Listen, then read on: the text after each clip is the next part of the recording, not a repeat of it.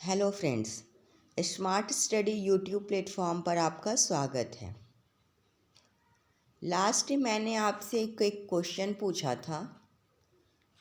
आज की क्लास हम उस क्वेश्चन से ही स्टार्ट करते हैं। क्वेश्चन कुछ इस तरह का था कि दो रूम हैं। एक रूम में 3 बल्ब्स लगे हुए हैं, B1, B2, B3, और एक में उसके 3 स्विचेज हैं, S1, S2, S3।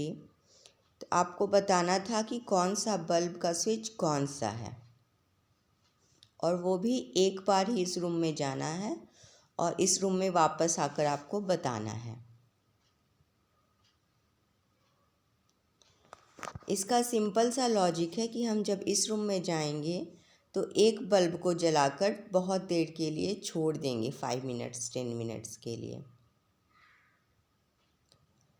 और फिर उसको ऑफ कर देंगे और फिर दूसरा लाइट जला देंगे और उसके बाद इस रूम में आ जाएंगे।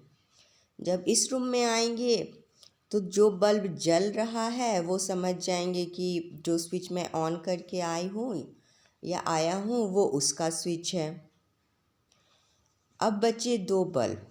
एक को हमने 10 मिनट्स के लिए ऑन किया था, तो हीट की वजह से वो बल्ब गर्म हो गया होगा। तो टच करके देख लेंगे कि कौन सा बल्ब गर्म है, कौन सा ठंडा। जो गर्म है इसका मतलब जो स्विच हमने 10 मिनट्स के लिए ऑन छोड़ा था वो उसका स्विच है, और जिस स्विच को हम टच नहीं किए हैं वो बल्ब ठंडा होगा और वो उस बल्ब का स्विच होगा। क्लियर? अब हम देखते हैं कि किसी भी सर्किट में मेनली 3 एलिमेंट होते हैं। रेजिस्टेंस, इसके अक्रॉस एक वोल्टेज सोर्स, और वोल्टेज सोर्स अप्लाई करने से करंट फ्लो होता है। ये मेनली 3 सोर्स होते हैं, 3 कंपोनेंट होते हैं। इसमें से अगर एक की भी वैल्यू चेंज होती है तो अदर 2 जो है वो इफ़ेक्टेड होंगे। लेकिन किस रेशियो में इफ़ेक्टेड होंगे ये कैसे पता लगाएंगे? इसको पता लगाया था सिमोन ओम ने।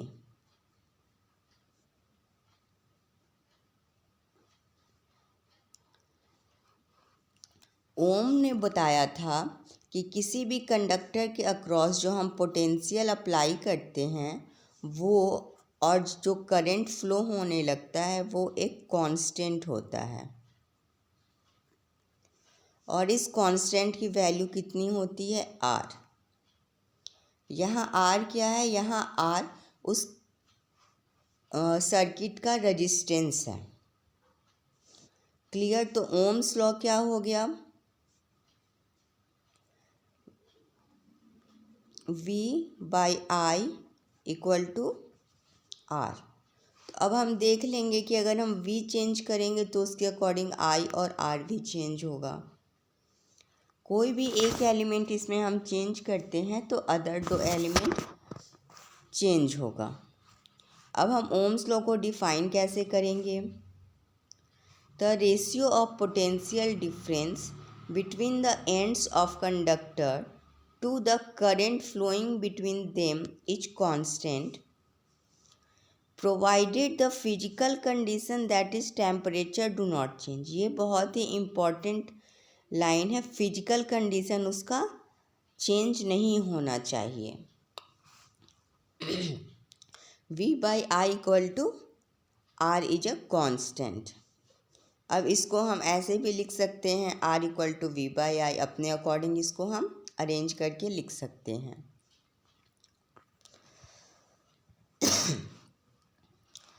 जो भी सर्किट ओम्स लॉ को फॉलो करता है उसका ग्राफ एक स्ट्रेट लाइन होता है और ये ओरिजिन से पास होता है। तो ऐसे ग्राफ को, ऐसे एलिमेंट को हम बोलते हैं कि ये ओम्स लॉ को फॉलो कर रहा है। लेकिन जो कंडक्टर ओम्स लॉ को फॉलो नहीं करेगा, मतलब I is not proportional to V, वैसे कंडक्टर को हम क्या बोलेंगे कि वो ओम्स लॉ को फॉलो नहीं कर रहा है, और नॉन ओमिक कंडक्टर बोलेंगे।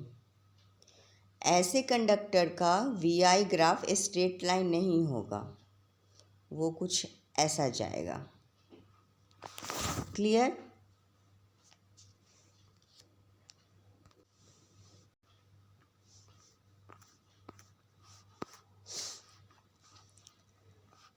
अब एक बैटरी है, बैटरी का ईएमएफ दिया हुआ है 12.8 वोल्ट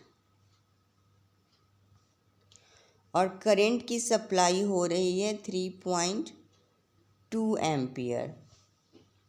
तो सर्किट का रेजिस्टेंस कितना होगा? वी, आई और आर तीनों के बीच रिलेशन कौन सा फॉर्मूला से निकलता है? Ohm's law. तो R इक्वल टू क्या हो जाएगा? V बाई आई, और इसकी वैल्यू हम यहाँ पुट कर देंगे तो ये निकल गया 4 ओम। और अगर मैं पूछूं कि 5 मिनट में ये बैटरी कितना चार्ज सप्लाई करेगा, अगर टाइम बराबर 5 मिनट्स दिया हुआ है तो 5 मिनट में ये कितना चार्ज सप्लाई करेगा, तो वो क्या होगा? I equal to Q by T. Current की वैल्यू 3.2 मालूम है, Q निकालना है और T की वैल्यू 5 मिनट्स मालूम है। तो Q की वैल्यू हम इजली इसको सॉल्व करके निकाल सकते हैं। अब दूसरा क्वेश्चन देखते हैं। एक रेजिस्टेंस है जिसकी वैल्यू 12.4 ओम है, उसको ऑपरेट करने के लिए करंट चाहिए 1.5 एम्पियर। तो कितने वोल्ट का हम सोर्स लगाएंगे वहाँ पर? अगेन वी आई आर है, वी आई आर में कौन सा फॉर्मूला लगेगा? Ohm's law. V equal to I into R. अब वैल्यू पुट करेंगे तो 12.4 इंटू 1.5, आंसर आ जाएगा 18.6 वोल्ट। क्लियर?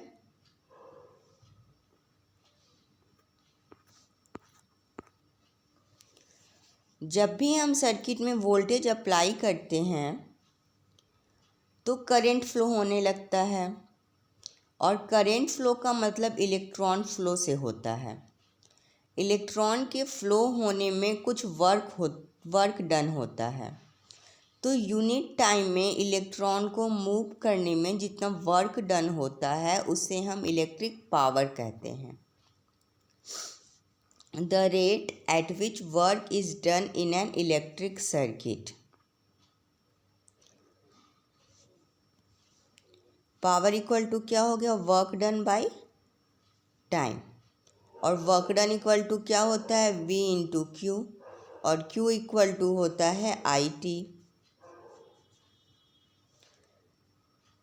तो वर्क डन इक्वल टू क्या हो जाएगा? V I T by T, T T cancel, power equal to हो गया V इंटू आई। क्लियर?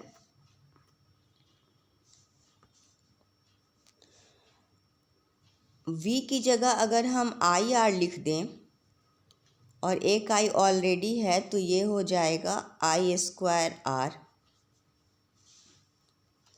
और अगर I equal to V by R लिख दें, V ऑलरेडी है, I इक्वल टू हो गया V बाई आर, तो ये हो जाएगा V स्क्वायर बाई आर। अब बात करते हैं पावर के SI यूनिट की। तो जैसा कि हमने देखा पावर इक्वल टू होता है वर्क डन बाई टाइम, और वर्क डन की यूनिट होती है जूल, टाइम की यूनिट होती है सेकेंड, तो जूल पर सेकेंड और वाट इसको बोलेंगे।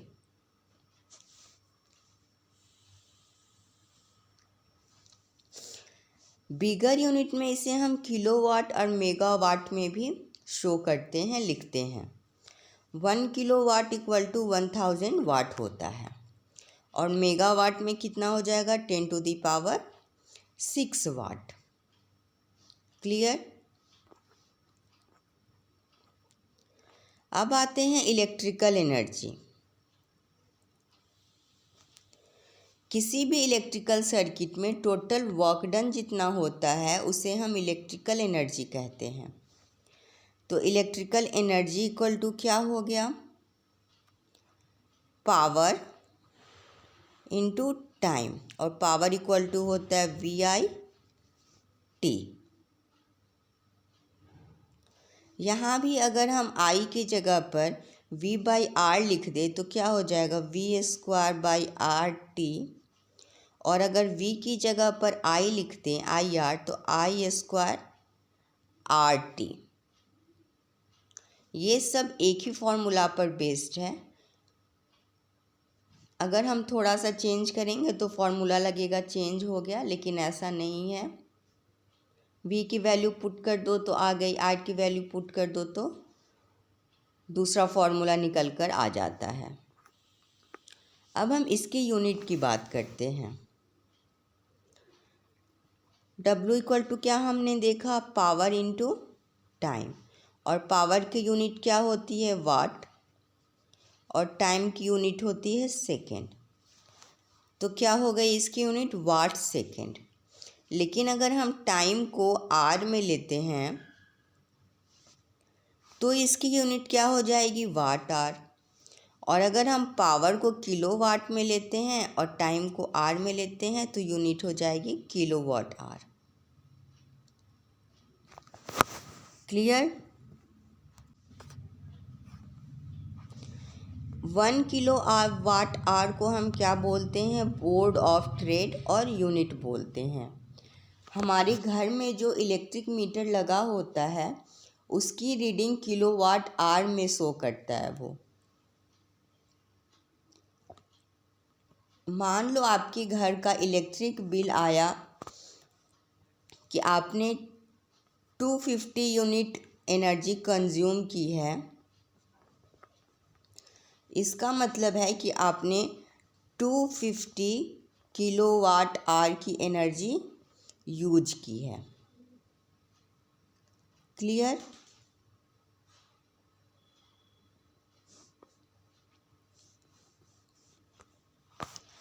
अगर हम एक रेजिस्टेंस लेते हैं जिसका वैल्यू 250 ओम है और इसके अक्रॉस अगर हम 110 वोल्ट का सोर्स लगाते हैं तो ये कितना करंट सप्लाई करेगा। ओम्स लॉ लगा देंगे, I इक्वल टू V/R, 110/250। और वहीं अगर लैंप की पावर पूछी जाए तो पावर इक्वल टू क्या हो जाएगा V/I। V की वैल्यू दी हुई है और I की वैल्यू यहाँ से निकल जाएगी।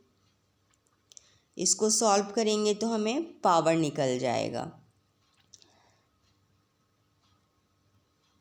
और अगर एनर्जी कंजम्पशन कितनी है वो पूछेंगे तो वो क्या होगा, energy consumption W equal to होगा P इंटू टाइम, और टाइम दिया हुआ है 24 आवर्स। तो इस पावर में 24 मल्टीप्लाई कर देंगे तो निकल आएगा कितनी एनर्जी कंज्यूम हुई है 24 आवर्स में।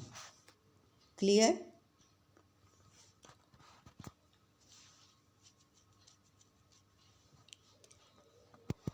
अब दूसरा रजिस्टर है 50 ओम का। इसके अक्रॉस पोटेंशियल डिफरेंस है 100 वोल्ट और ये 1 आवर तक काम करता है। तो पावर और एनर्जी निकालनी है।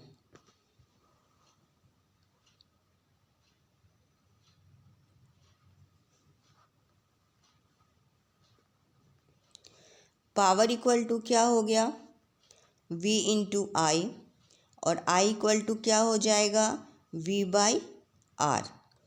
सबकी वैल्यू पुट कर देंगे 100 इंटू 100/50, 200, तो ये हो गया 200 वाट।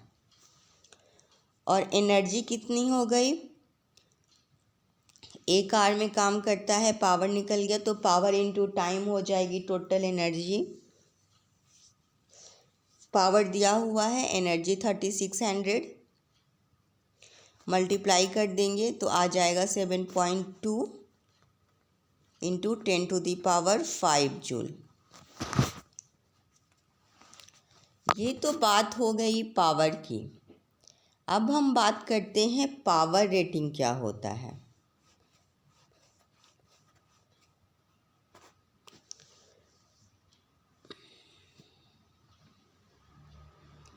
जब भी आप बल्ब खरीदने जाते हो तो हम क्या बोलते हैं कि 100 वाट का बल्ब दीजिए, 200 वाट का बल्ब दीजिए।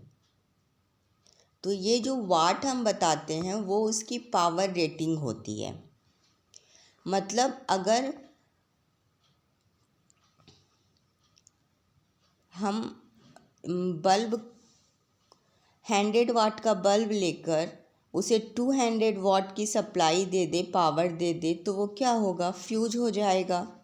और वहीं अगर हम 100 से कम वाट की सप्लाई देते हैं, पावर देते हैं, तो क्या होगा, वो प्रॉपर काम नहीं करेगा। मान लो कि एक बलून है, इसमें आप एयर ब्लो करना स्टार्ट करते हो, तो ये एयर ब्लो जब करते हो और थोड़ा कुछ देर के बाद छोड़ देते हो तो ये थोड़ा सा तो स्ट्रेच होता है, लेकिन पूरी तरह से पूरा बलून फूलता नहीं है। और फिर जब इसमें एयर ब्लो करते करते लास्ट एक ब्लो करते हो तो वो फट जाता है, बलून बर्स्ट हो जाता है। तो इस तरह हम कह सकते हैं कि ये जो लास्ट हमने दिया था ये इसके पावर से ज़्यादा हो गई, इसीलिए ये बर्स्ट हो गया। रजिस्टर भी सेम तरह का तरीके से ही काम करता है। रजिस्टर का कैपेसिटी जो पावर यूज करने की है वो भी विदाउट डिस्ट्रक्शन, मतलब रेजिस्टेंस पे कोई फ़र्क नहीं पड़े और वो पावर को अच्छे से यूज करे, उस पावर को हम बोलते हैं, उसकी पावर रेटिंग है। क्लियर? तो पावर रेटिंग इक्वल टू क्या हो जाएगा, I²R और V²/R।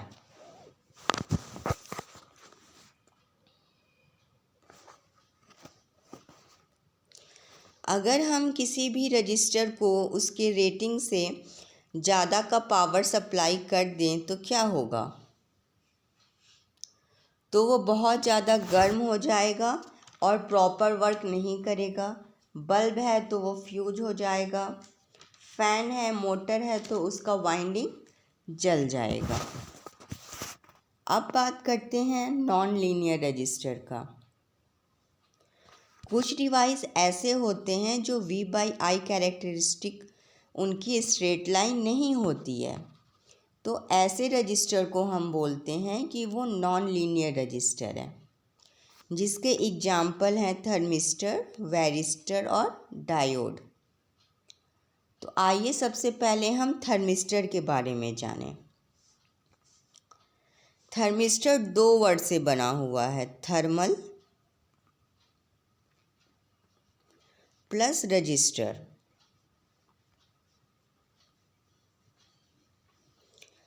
थर्मल से थर्म आया और रजिस्टर से स्टर आया, दोनों मिलके हो गया थर्मिस्टर। इसका मतलब जो रजिस्टेंस, थर्मल का मतलब होता है टेम्परेचर, जो भी रजिस्टर टेम्परेचर पे बहुत ज़्यादा सेंसिटिव हो वैसे डिवाइस को हम थर्मिस्टर बोलते हैं। ऐसे रजिस्टर का रेजिस्टेंस टेम्परेचर चेंज होने के साथ बहुत तेज़ी से चेंज होता है और ये एक हीट सेंसिटिव डिवाइस है। इनका टेम्परेचर कॉफिशिएंट बहुत ही हाई होता है और ये पॉजिटिव और निगेटिव दोनों ही टेम्परेचर कॉफिशिएंट शो करते हैं।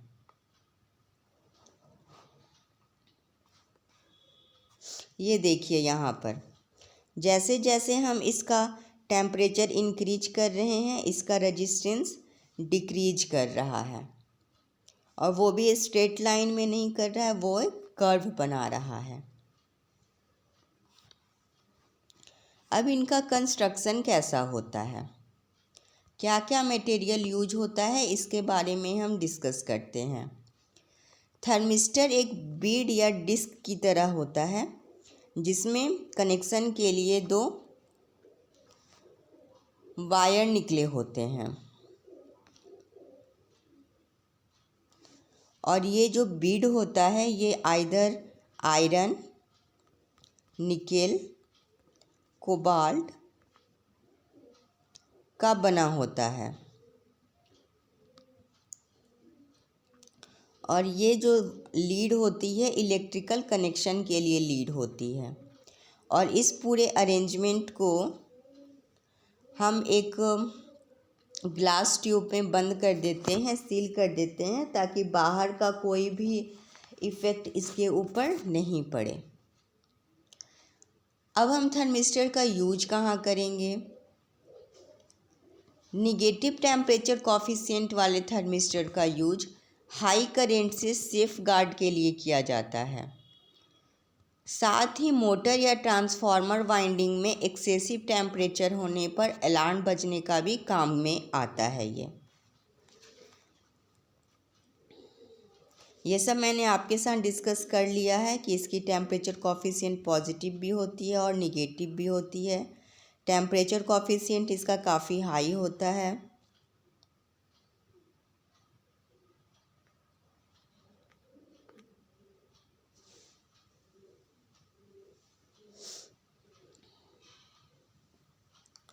अब बात करते हैं वैरिस्टर की।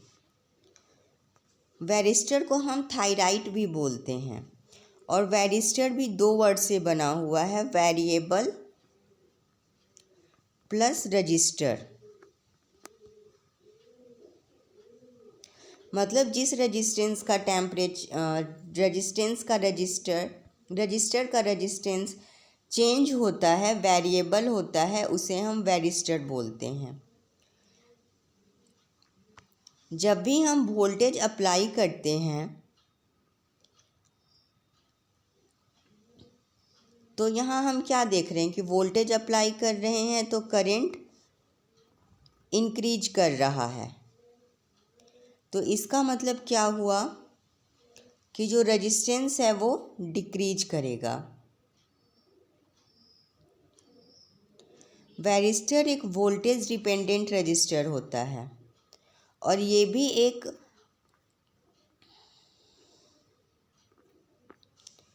और इसकी कंस्ट्रक्शन भी सेम होती है। ये भी एक डिस्क की तरह होता है जिसमें 2 लीड लगे होते हैं, और ये जो डिस्क है ये सिलिकॉन कार्बाइड का बना होता है, और इस पूरे को फिर से एक ग्लास ट्यूब में कवर कर दिया जाता है।